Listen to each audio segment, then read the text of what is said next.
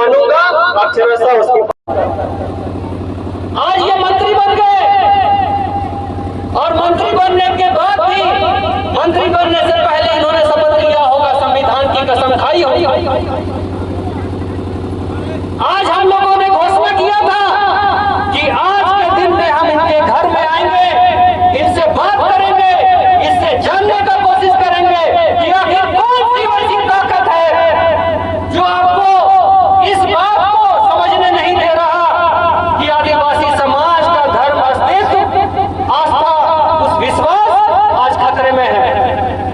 माननीय मंत्री जी, आप भी उसी आदिवासी समाज से आते हैं और आप जो छात्र संघ चलाते थे उसका भी नाम आदिवासी छात्र संघ था।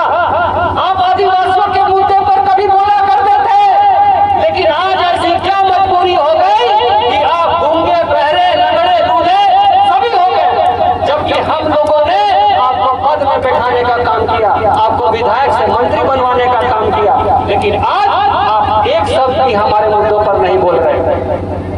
आज हमें यह समझना होगा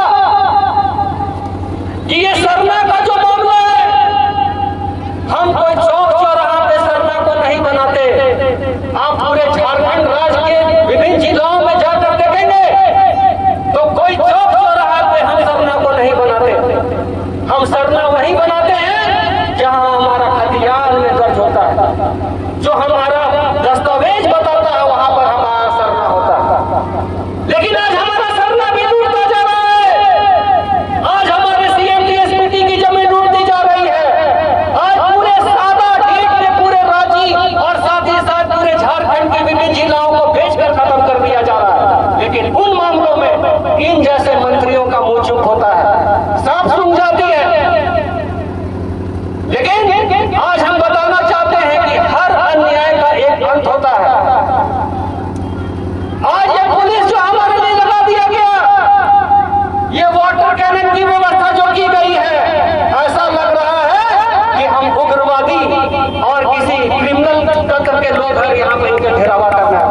नहीं, हम सामाजिक मुद्दों पर बात करने के लिए आए हैं। हम झारखंड के ज्वलंत मुद्दों पर बात करने आए हैं। हम यहाँ के जल जंगल जमीन के बारे में बात करने आए हैं। हम यहाँ के सरना मसना हड़बड़ी और हमारी सामाजिक धार्मिक जो व्यवस्था की जमीन होती है, जो छीनती जा रही है, उसके बारे में बात करते आए हैं।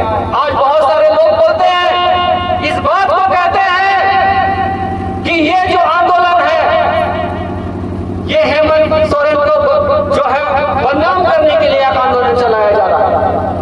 हेमंत सोरेन भी कहते थे कभी हम लोग वो आंदोलनकारी हैं जब 2 अप्रैल 2018 को भाजपा के सरकार में SC/ST एट्रोसिटी को लचर करने का काम किया जा रहा है। हम लोग उस दिन आदिवासी हॉस्टल के साथ विभिन्न जिलाओं में, रांची में निकले थे, शहरों में। हम लोगों ने भाजपा को मजबूर कर दिया था और वो SC/ST एक्ट आज भी अक्षरशः उसी तरीके से लागू है। हम लोग वो आंदोलनकारी हैं जो भाजपा के समय में भी अन्याय के खिलाफ में बोलते थे, और आज JMM और गठबंधन के राज में भी अगर अन्याय होगा तो हम लोग बोलेंगे और इस अधिकार की लड़ाई को लड़ेंगे। जब हम लोगों ने उस अधिकार को बचाने का काम किया जिसमें सैकड़ों लोग पूरे भारतवर्ष में शहीद हुए, उस समय याद करिएगा रघुवर दास जो पूर्व मुख्यमंत्री थे और यहाँ के जो वर्तमान के मुख्यमंत्री हेमंत सोरेन, यहाँ के हेमंत सोरेन ने SC/ST एट्रोसिटी एक्ट उस पे जो है उसको लागू करते हुए केस करने का काम रघुवर दास के खिलाफ किया। हमें आप पूछना चाहते हैं, जब SC/ST एक्ट को खत्म करने का साजिश होता है, क्या हेमंत सोरेन सड़क पर निकले थे लड़ाई करने के लिए? क्या आप लोगों ने हेमंत सोरेन को देखा था सड़क पर लड़ते हुए? ये बोलते हैं कि हम आंदोलनकारी के बच्चे हैं, आंदोलनकारी के बेटा हैं। आप आंदोलनकारी के बेटा जरूर है, लेकिन आप आंदोलनकारी नहीं है। आप सबको सोने के चम्मच पिलाकर लेकर मिला है आपको। आप ना यहाँ के जनता के दुख दर्द को समझते हैं, ना छात्रों के दुख दर्द को समझते हैं, ना यहाँ आदिवासी मूलवासियों के दुख दर्द को समझने का काम करते हैं। अगर माननीय हेमंत सोरेन जी जो खुद को आंदोलनकारी का बेटा बताते हैं, माननीय हेमंत सोरेन जी जो खुद को आदिवासी का बेटा बताते हैं, उनको जब जेल में भेजने का काम किया जा रहा था ईडी के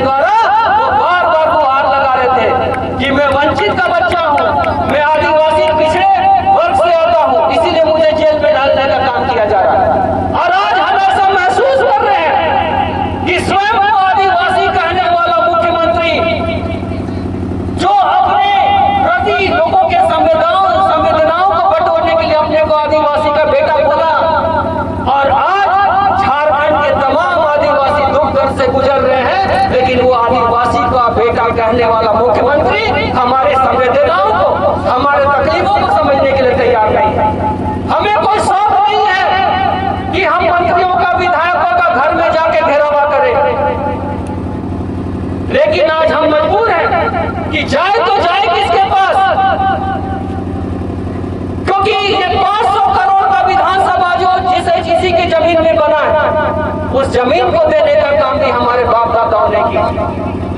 और उस 500 करोड़ की विधानसभा में हर दिन की कार्रवाई में लाखों लाख रुपए खर्च होते, लेकिन उस विधानसभा में कभी आदिवासी मूलवासियों के मुद्दाओं के बारे में बात नहीं होती, उनके जमीन की लूट के बारे में बात नहीं होती, उनके धन, संस्कृति, आस्था और उनके जो है पलायन के बारे में बात नहीं होती। आज यहाँ का आदमी जो है दूसरे राज्यों में दिहाड़ी मजदूरी करने के लिए बाध्य हो गया, और बाहर के लोग यहाँ आके करोड़पति बन रहे हैं, हमारे जमीनों को लूट रहे हैं, लेकिन हमारे लोग जमीन का मालिक रहते हुए भी दूसरे राज्यों में दिहाड़ी मजदूरी करने के लिए मजबूर है। हमारा जमीन लूटा जा रहा है, सादा ईंट में हमारी जमीन को लूटा जा रहा है, और उस जमीन में 5 मंजिले इमारत को खड़ा किया जा रहा है, और जो रैयत की उस जमीन का मालिक था, उसी की माँ बहने अपनी ही जमीन में खड़े 5 इमारत में जो लूटा गया, वहां पर जूठन बर्तन साफ करने का काम कर रही है। ये सब चीज यहाँ के विधायकों को नहीं